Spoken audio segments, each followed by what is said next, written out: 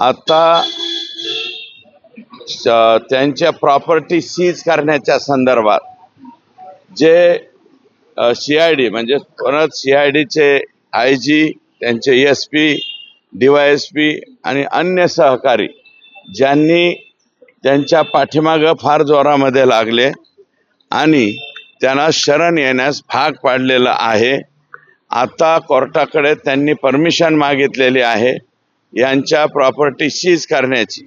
साधारणतः या आठवड्यामध्ये किंवा जास्तीत जास्त पुढच्या आठवड्याच्या ही न्यायालयीन बाब आहे, त्याच्यावरती मी टिप्पणी करू इच्छित नाही, परंतु लवकरात लवकर त्यांच्या प्रॉपर्टीज ह्या अटॅच झाल्या पाहिजेत। प्रॉपर्टीज अटॅच झाल्याशिवाय अन्य गुन्हे जे हे आका करत होते ते उघडे पडणार नाहीत। यांच्या प्रॉपर्टी सीज झाल्याच पाहिजेत, अन्यथा आम्हाला दुसरा मार्ग सुद्धा अवलंबावा लागतो का काय असं या ठिकाणी मला म्हणायचंय। आणि या ठिकाणी आणखी 3 आरोपी ज्यामध्ये सर्वात सुदर्शन घुले हा जो प्रमुख आरोपी आहे, ज्याने सुरुवातीला संतोष देशमुख यांना गाडीच्या खाली खेचून डायरेक्ट तिकडे गाडीमध्ये त्यांच्या गाडीमध्ये कोंबलेला आहे।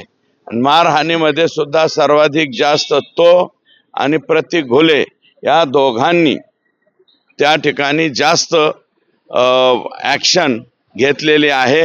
विष्णू चाटे हा आता सध्या 120B मध्ये घेतलेला आहे, परंतु त्याला जर व्हिडिओ कॉलिंग करून दाखवली असेल तर तो सुद्धा याच्यामध्ये 302 मध्ये येईल।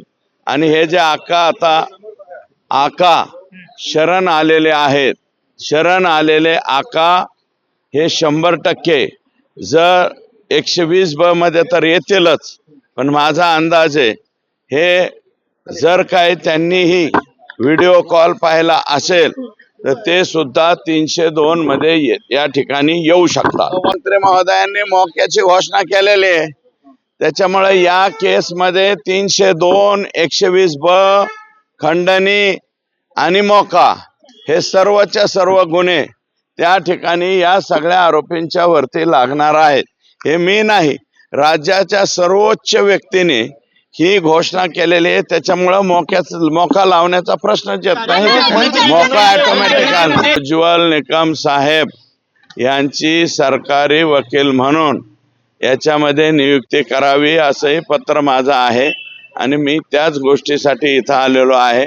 आता साहेब मला आत्ता भेटणार नाहीत, उद्या सकाळची किंवा 10-11 वाजेपर्यंतची वेळ मिळेल, मी एंडोर्समेंट त्याच्यावरती घेईल आणि विनंती करणार आहे की केस चालवण्यासाठी माननीय उज्ज्वल निकम साहेब यांची सरकारी वकील म्हणून त्या ठिकाणी नियुक्ती करावी अशा प्रकारची विनंती मी करणार आहे। कराड म्हणतात की खंडणीचा गुन्हा जो माझ्यावरती आहे तो खोटा आहे असंही त्यांनी एका व्हिडिओ मध्ये म्हटलं। हे बघा, हे खोटा मी नाही त्यातली अमुक तमुक हे आरोपी म्हणतच असतो।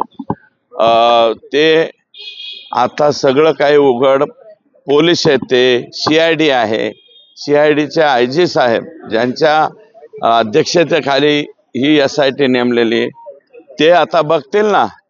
ते काही छोटा मोठा अधिकारी थोडेच आहे, CIDच्या टॉप याच्यावरती आहे आणि साहेबांनी त्यांच्यावरती जबाबदारी सोपवलेली आहे। हा मुद्दा जो आहे तो तुम्ही लावून धरला होता, आज शरण आलेले आहेत वाल्मिक कराड, यश आलं तुमच्या या सगळ्या? हे बघा, ते शरण म्हणजे प्रॉपर्टी अटॅचची भीती। एक तर पोलीस घरादारापर्यंत गेलेले आहेत, त्यांच्या घरच्यांना उचलायला लागले चौकशीला, परत दुसऱ्या ठिकाणी उचलाउचली व्हायला लागली, मग शेवटी माणूस किती दिवस दम धरणार, म्हणून ते शरण आलेले आहेत। ते काय स्वखुशीने वगैरे शरण आलेले नाहीत। ठळक घडामोडींसाठी देशोन्नती न्यूज चॅनलला सबस्क्राईब करा आणि बेल आयकॉन प्रेस करा। मुंबई, पुणे, नागपूर, मराठवाडा असो का विदर्भ, राजकीय, सामाजिक, शैक्षणिक क्षेत्र असो का क्रीडा, सर्वच घडामोडीचे विश्लेषण पाहायला विसरू नका। फक्त देशोन्नती न्यूजवर।